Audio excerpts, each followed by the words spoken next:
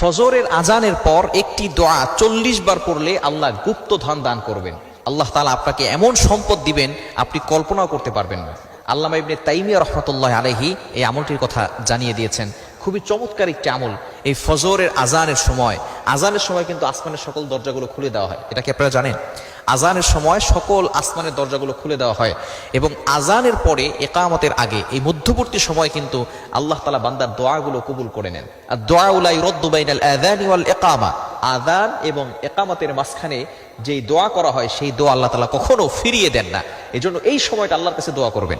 বিশেষ করে আল্লাহ পাক রব্বুল আলামিন আপনাকে ক্ষমতা দান করতে পারেন, আপনাকে সম্মান দান করবেন, আল্লাহ তাআলা আপনাকে মর্যাদা দান করবেন, আল্লাহ তাআলা আপনাকে ইজ্জতের জিন্দেগি দান করবেন, মুবারক জিন্দেগি দান করবেন।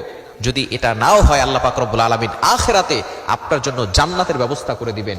আল্লাহ তাআলা যদি কাউকে গুপ্ত ধন দেন এবং সেটা যদি আল্লাহ তাআলা গোপন রাখেন তাহলে তার থেকে ভাগ্যবান আর কেউ হতে পারে না। সুতরাং এই আমলটি আপনি অবশ্যই করার চেষ্টা করবেন। অল্প কয়েকদিনের ভিতরে ভালো একটা ফলাফল আসবে। যদি আপনি ফজরের সময় আজানের পরে 2 রাকাত সুন্নত পড়বেন, ফরজের আগে এই আমলটি করার চেষ্টা করবেন। কারণ আজানের পরে পরে কিন্তু আমরা সুন্নত পড়ে ফেলি, তাই না? আজানের ফজরের নামাজ হচ্ছে কয় রাকাত? 4 রাকাত। 2 রাকাত সুন্নত, 2 রাকাত ফরজ। সুন্নতের পরে এবং ফরজের আগে মধ্যবর্তী সময় আপনি এই দোয়াটা 40 বার পড়বেন। দোয়াটি হচ্ছে ইয়া হাইয়ু ইয়া কাইয়ুম লা ইলাহা ইল্লা আনতা বিরহমাতিকা আস্তাগীথ। এই দোয়াটা আমরা অনেকে জানি না। ইয়া হাইয়ু ইয়া কাইয়ুম, আল্লাহ তাআলা 2টি গুণবাচক নাম। এই 2টি গুণবাচক নামই আল্লাহ তাআলার ইসমে আজম। ইসমে আজম অর্থাৎ আল্লাহ তাআলার গুণবাচক 2টি নাম, ইয়া হাইয়ু ইয়া কাইয়ুম, ইয়া হাইয়ু ইয়া কাইয়ুম। এই ইসমে আজম পরে যদি আপনি আল্লাহর কাছে দোয়া করেন আল্লাহ তাআলা আপনার দোয়াগুলো কবুল করবেন, অ্যাকসেপ্ট করে নেবেন। অনেকেই বলে হুজুর দোয়া করছি, দোয়া কবুল হচ্ছে না। তবে অবশ্যই আপনাকে হালাল খেতে হবে, হারাম খাওয়া যাবে না। আল্লাহর ইবাদত করতে হবে, নামাজ পড়তে হবে। আপনি নামাজ পড়বেন না, হালাল খাবেন না, হারাম খাবেন, আর দোয়া করবেন আর বলবেন হুজুর দোয়া তো কবুল হচ্ছে না। এরকম দোয়া কিয়ামত পর্যন্ত করলেও কবুল হবে না।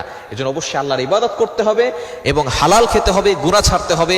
এরপরে আপনি আমল করলে অবশ্যই আল্লাহর পক্ষ থেকে ভালো ফলাফল আসবে। এজন্য ফজরের আজানের পরে আমলটি করবেন। 2 রাকাত সুন্নতের পরে ফরজের আগে আপনি এই দোয়াটা 40 বার পড়বেন।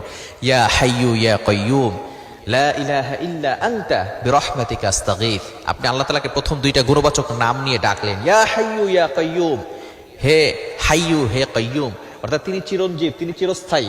আল্লাহ তাআলা হতে হলে যদি কেউ রব হতে চায় তাহলে তার কিছু কোয়ালিটি লাগে। ইয়া হাইয়ু ইয়া কাইয়ুম এই নামের ভিতরে আল্লাহ তাআলার এমন কিছু কোয়ালিটি আছে যেগুলো অন্য কোনো ধর্মের যারা তাদেরকে দেবতা মনে করে তাদের ভিতরে নাই। তিনি চিরঞ্জীব, তিনি চিরস্থায়ী, তিনি সব সময় কায়েম থাকবেন, সর্বদা কায়েম থাকবেন। এজন্যই আল্লাহ পাক রব্বুল আলামিন হচ্ছেন আমাদের সৃষ্টিকর্তা।